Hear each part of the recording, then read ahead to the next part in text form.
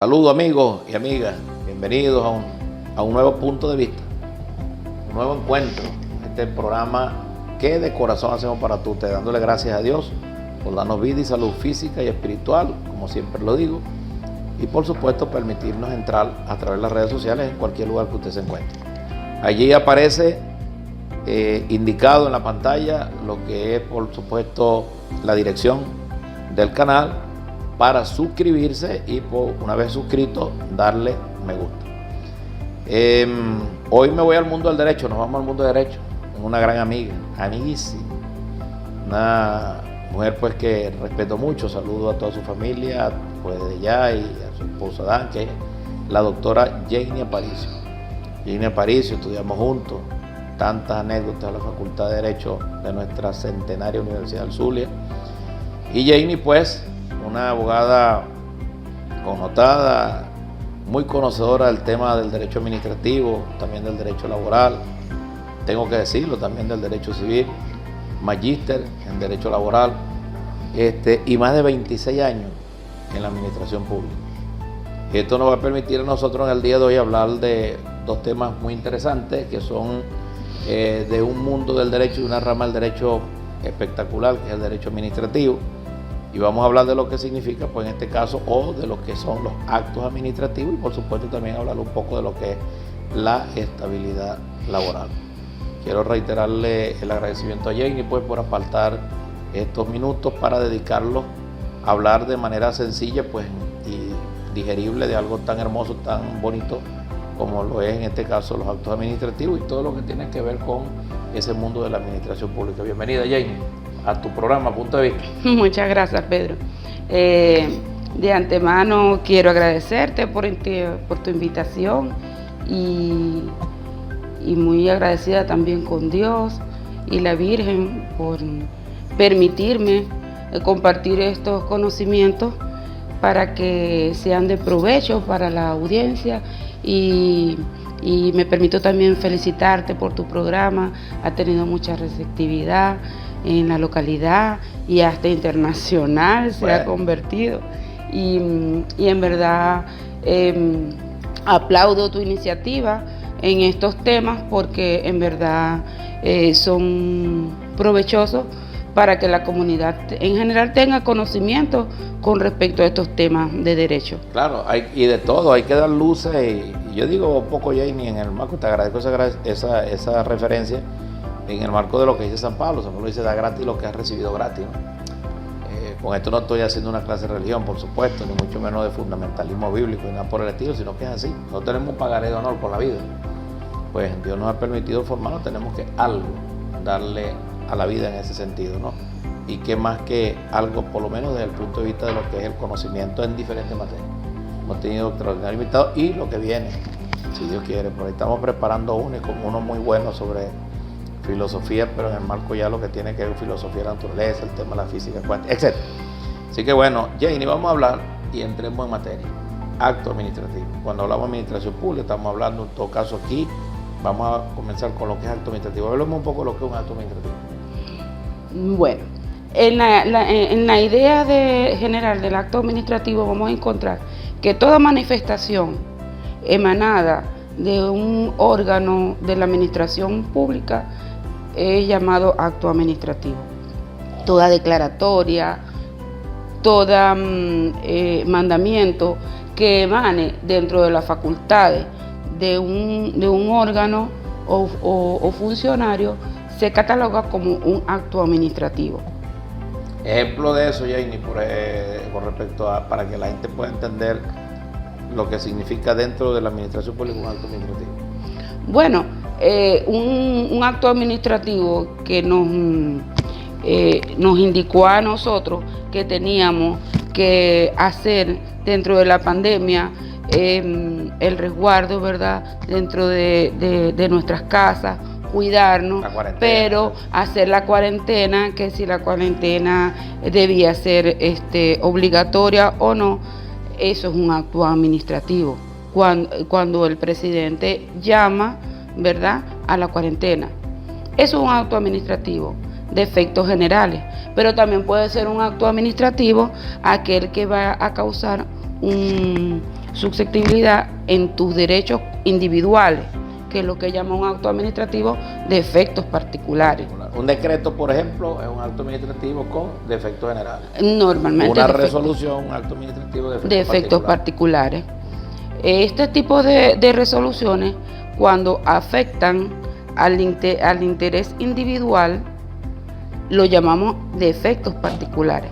Es decir, por ejemplo, en el caso de un funcionario público, una destitución de su cargo.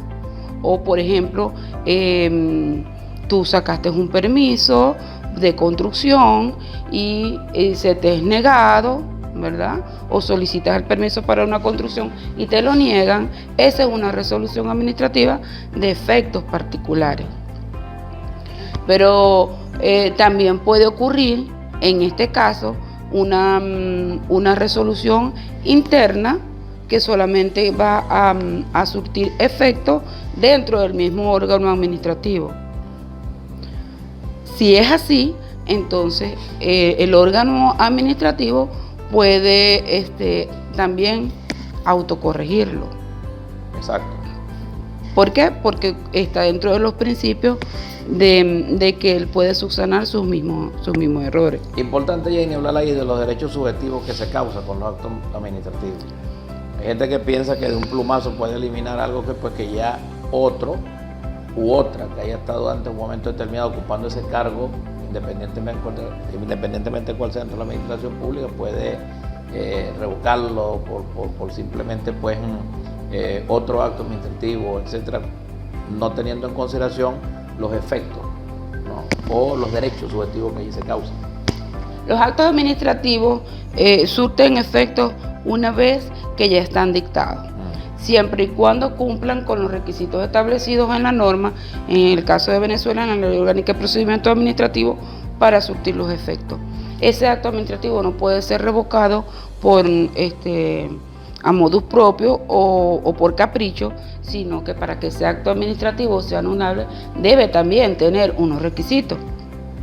Si el acto administrativo afecta efectos particulares, no puede de un plumazo eliminarse, no, por el contrario, porque afecta a estos derechos particulares. Claro. Ahora bien, los actos administrativos desde el punto de vista del particular son impugnables. Es decir, yo me acudo a la administración, solicito alguna probidad, y ese acto administrativo, si no está acorde a los intereses que yo estoy aspirando y no está conforme a la legalidad, yo lo puedo atacar por vía de recursos administrativos en ese sentido. Pero la administración tampoco puede a priori declarar la nulidad de un acto administrativo si ya ha surtido sus efectos a los particulares. Allí estaríamos hablando nosotros, por supuesto, de lo que tiene que ver con la vía judicial, para efecto, en todo caso, de revertir la realidad, pues, ese acto administrativo que ha creado unos efectos particulares, unos derechos subjetivos. Pero ahora, estás hablando de algo interesante. Ante la expectativa que tiene esta persona, el administrado en este caso, ¿verdad?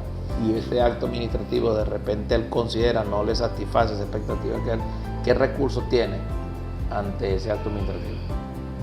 ¿O qué recursos? Cuando nosotros hablamos del acto administrativo tenemos que verlo desde dos puntos de vista. Tenemos que verlo desde el punto de vista del órgano que lo dictó y del punto de vista del administrado. En este sentido, el órgano que dicte el acto administrativo, como ya hablamos, debe cumplir el procedimiento administrativo y comenzar por los requisitos establecidos para el acto. Si el acto administrativo no cumple con los requisitos formales, entonces allí es donde el acto administrativo es atacable o es anulable. Claro. Ahora bien, precisamente si el acto administrativo no cumple con estos requisitos, es donde vamos a irnos y recurrir a la vía administrativa, lo que llaman en derecho a agotar la vía administrativa. ¿Para qué? No necesariamente tenemos que irnos a una sede judicial, a una jurisdicción judicial, sino que en la vía administrativa podemos dilucidar ese conflicto o esa situación. Y para ello contamos con los recursos administrativos, que es el recurso de reconsideración ante el mismo acto que lo dictó, para que este órgano considere su decisión también, y si no lo hace la decisión en contrario, ¿verdad?, lo mantiene, se va al recurso jerárquico superior. Ahora, para que las personas que no tienen conocimiento en derecho lo entiendan mejor, podemos decir que todo acto administrativo puede ser recurrible. Y entonces, por lo cual nosotros podemos, cuando vamos a solicitar la vía administrativa, sencillamente no quedarnos con la primera decisión si no es acorde, si nosotros sentimos que vulnera nuestros derechos. Entonces, cuando nosotros como ciudadanos comunes hacemos una solicitud ante cualquier órgano administrativo, bien sea estatal, municipal o estatal, nosotros podemos fácilmente acudir a la vía administrativa para dilucidar estos conflictos. Ahí, Janie, hay algo interesante con respecto a esto, ¿no? Sí, bien, reconsideración ante el mismo funcionario que dictó el acto. Y por supuesto, en todo caso jerárquico, ante el superior a ese funcionario. Ejemplo, puede ser el superior un ministro, puede ser un alcalde, puede ser, etcétera, dependiendo de quién sea el funcionario que haya dictado, y tomando en consideración estos dos puntos de vista que está hablando, de ver de dónde viene el acto administrativo. Pero también se habla del silencio administrativo. ¿Entiendes? Cuando opera, en todo caso, los tiempos que hay para recurrir, bien sea en reconsideración, bien sea en el recurso jerárquico, y en todo caso, en uno u otro, cuando opera silencio administrativo. Sí, porque ya ahí estamos entrando al tema del procedimiento en sí. Sí, claro. ¿Qué pasa? Que para que no se vulneren los derechos y haya un debido proceso, la administración pública también tiene que velar por el cumplimiento de los lapsos. Es decir, un proceso es como la vía en la ruta de un tren. Tiene sus estaciones. No te puedes saltar de la primera estación hasta la última sin pasar, por supuesto, por el recorrido completo. Entonces, dentro de ese recorrido tienes un lapso procesal. Si ese lapso procesal no se cumple, allí es donde se interpreta que cuando la administración no dio respuesta oportuna a tu recurso, entonces es lo que se denomina en doctrina el silencio administrativo. ¿No? Es decir, si el funcionario tenía 15 días para resolver y no lo hizo a ese tiempo, yo como administrado no puedo esperar 3, 4, 5 meses y no venga después, por esa respuesta. No, la respuesta debió ser oportuna, precisamente por el principio de la celeridad procesal.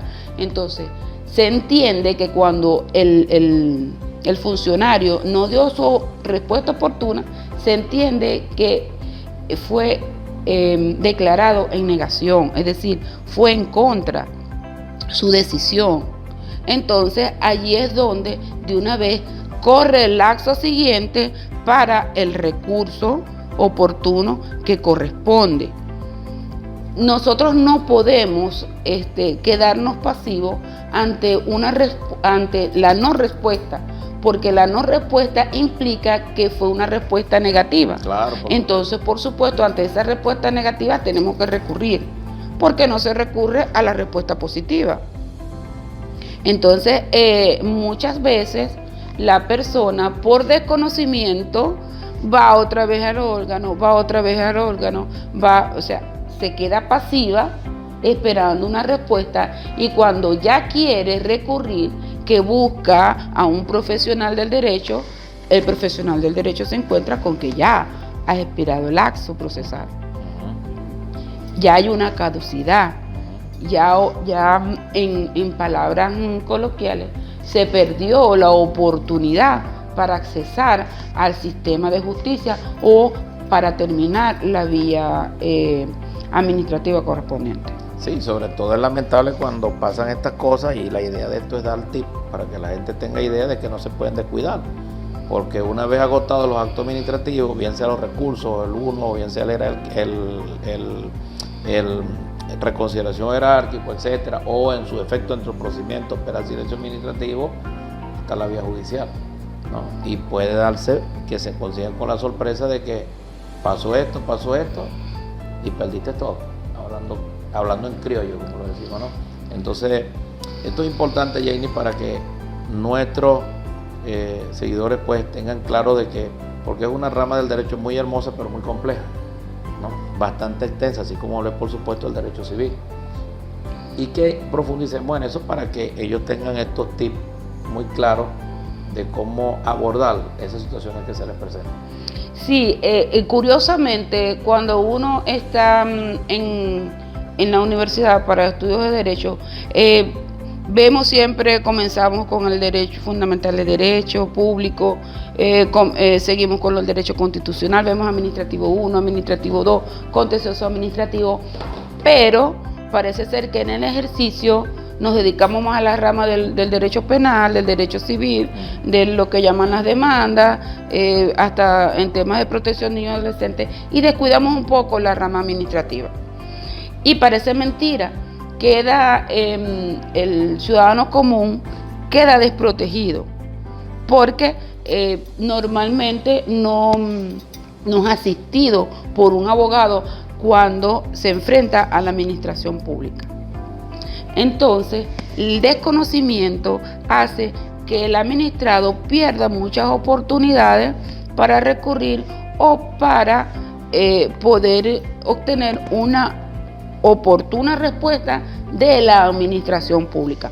Por eso es recomendable que el ciudadano, cuando comienza una solicitud o cuando inicia, activa ese órgano administrativo, no se descuide y vaya siguiendo todas una de sus pasos y se asesore de un profesional del derecho para que su pretensión no quede ilusoria, porque muchas veces nos estamos enfrentando no solamente a la situación de que el órgano administrativo tiene la potestad de imperio y tiene los privilegios procesales del hecho de príncipe, sino que también nos encontramos ante el abuso de ciertos funcionarios que pretenden... Que se aprovechan de eso. Sí, exactamente, se aprovechan de por una situación coyuntural, de enemistad, de familiaridad o hasta situaciones políticas, no dan respuesta oportuna al administrado y vulneran sus derechos. Pero allí, Janie, también tenemos que decir que dentro de nuestra legislación, pues bien sea incluso dentro de nuestra legislación también, estoy incluyendo nuestra jurisprudencia patria y todo lo que ha sido las novísimas leyes que han entrado, sobre todo en materia procesal y sobre todo el tema de la oralidad en algunas ramas del derecho, están tratando de darle al traste con eso. O sea, es decir, con todas aquellas dilaciones, con todas aquellas cuestiones que puedan dejar ilusorias las solicitudes de quienes a bien tengan en una u otra rama del derecho buscando pues que se les resalzan sus derechos, porque bueno, eso pasa, ¿no? Por ejemplo, estás hablando de privilegios que en alguna oportunidad, no digo la palabra, pero hay un gran procesalista que le daba una palabra fuerte a esos privilegios terribles, que de repente donde alguien queda confeso, aquí no se queda. Que de repente donde alguien, estamos hablando de derecho de príncipe, etcétera. Eso es interesante porque así como en medicina existen las diferentes, diríamos nosotros, ramas, que traumatología, que oftalmología, que psiquiatría, así también en el derecho. En el derecho tenemos, y el derecho administrativo es una rama del derecho, valga la redundancia, que es muy específica y muy hermosa, pero compleja, ¿no? Entonces, por eso es interesante eso que estás planteando allí, para efecto de que la gente siempre esté pila con lo que tiene pendiente dentro de la administración, ¿no? Entonces, el administrado tiene garantías dentro del derecho procesal administrativo que están consagradas en la Constitución. En la Constitución de todos los países. Podemos encontrar estas garantías procesales precisamente para que en protección y en aras de los derechos de los intereses de los particulares. Ahora bien, con esto también se tiene que hacer un llamado a los funcionarios públicos, a estos funcionarios que son los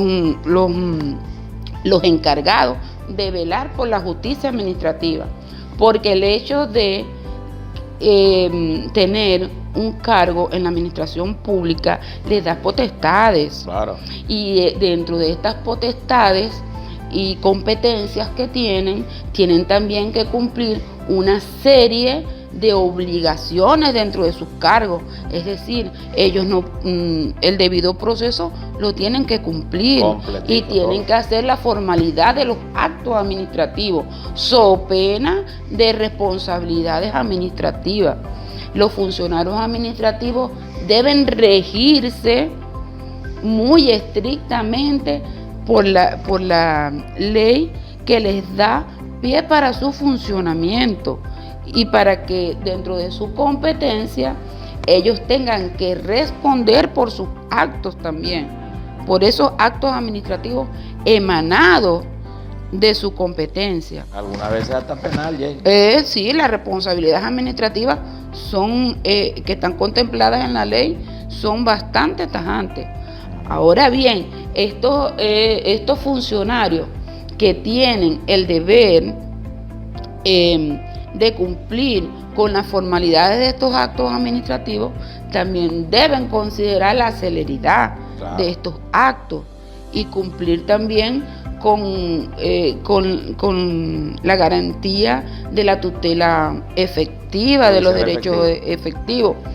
¿Por qué? Porque al funcionario público ilustrarse, educarse, prepararse, porque no necesariamente tiene que ser abogado, sino que dentro del ejercicio de sus cargos deben formarse en los procedimientos administrativos. ¿Para qué? Para evitar posteriores situaciones conflictivas, tanto para el administrado como para la misma administración. Así es. Para ahorrarle futuros procesos, para ahorrarle futuros juicios y llevar hacer de una vez el saneamiento administrativo dentro de cada órgano o institución pública. A veces no están conscientes, Janie, que no solamente se le causa daño al administrado, sino también a la administración. Se le causa daño a la administración, y terrible, sobre todo cuando la administración viene preparando y formando un personal, viene formando un funcionario, lo que llaman un funcionario de carrera, un funcionario de carrera administrativa, y entonces quieren después pretender despedirlo cuando ya la administración ya ha hecho una inversión en la preparación de ese funcionario y ha cumplido para que esa persona tenga la y que esa propia. Persona tiene su estabilidad laboral. Entonces allí vamos entrando a otro marco. Eso es interesante ya que estamos hablando, porque estamos entrando un funcionario de carrera, un funcionario que ya ha cumplido con todo, porque la ley establece claramente cómo es el tema de los funcionarios de carrera, cómo es el tema de los funcionarios contratados, etcétera. Pero ya entraste en un tema interesante, porque estaríamos hablando de estabilidad. Bueno, estabilidad, que por cierto, estabilidad laboral es una cosa, vamos a hablar un poquito de eso, aprovechando aquí, Janie, que estamos hablando de derechos, e inamovilidad laboral es otra, ¿no? Pareciera que estuviéramos saltando de tema, pero no, para nada. Un tema nos está llevando al otro. Claro que sí. Porque dentro de los actos administrativos suele ocurrir que se vulneran los derechos de estabilidad de los trabajadores o funcionarios públicos, de los trabajadores empleados públicos y funcionarios públicos, que la ley determina quiénes son funcionarios y quiénes son solo empleados públicos. Pero en este sentido, un acto administrativo puede vulnerar estos derechos no solamente con un despido, sino también por el cambio en su condición laboral. También, por ejemplo, cuando no solamente tienen estabilidad, sino que también tienen inamovilidad, como es en el caso, en principio los trabajadores tienen el derecho a la estabilidad consagrado en la Constitución de la República Bolivariana de Venezuela, pero también con las normas supraconstitucionales, que son los acuerdos y tratados internacionales que ha suscrito la República, y no es más que el derecho a la garantía de permanencia en el trabajo, en la condición de trabajo, o la prohibición de una suspensión o jubilación. Eso la tienen todos los trabajadores. Sí, que no esté causada en la ley. Es decir, solamente hay excepciones para de la estabilidad laboral, solamente en caso de cuando se trata de trabajadores de confianza, sí, o de empleados de libre nombramiento y remoción.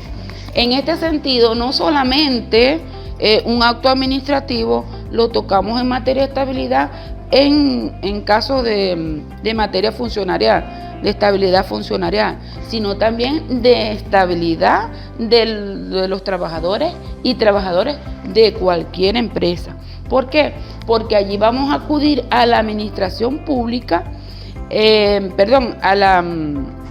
los actos administrativos, pero por vía de estabilidad laboral, ya ante la Inspectoría del Trabajo, que es en el caso de los trabajadores que gozan de inamovilidad. Ese vía decreto. Entonces, la estabilidad no refiere a la inamovilidad. En principio tienen inamovilidad ciertos trabajadores, como es en el caso de los sindicalistas, como es el caso de la embarazada, o el fuero maternal, o también el fuero paternal, y algunos casos específicos en la ley. Pero a través, como dices tú, vía decreto presidencial, que lo gozamos desde el 2012, ya tenemos de la Ley Orgánica de Trabajadores y Trabajadoras, pero ya en Venezuela desde el 2002, vía decreto sucesivo, los trabajadores gozan de inamovilidad. Ahora, estos trabajadores que gozan de la inamovilidad tienen que acudir a la vía administrativa a través de la Inspectoría del Trabajo para, en caso de despido o que se vulneren cualquiera de sus derechos laborables consagrados en la norma laboral, acuden a la vía administrativa para los reenganches.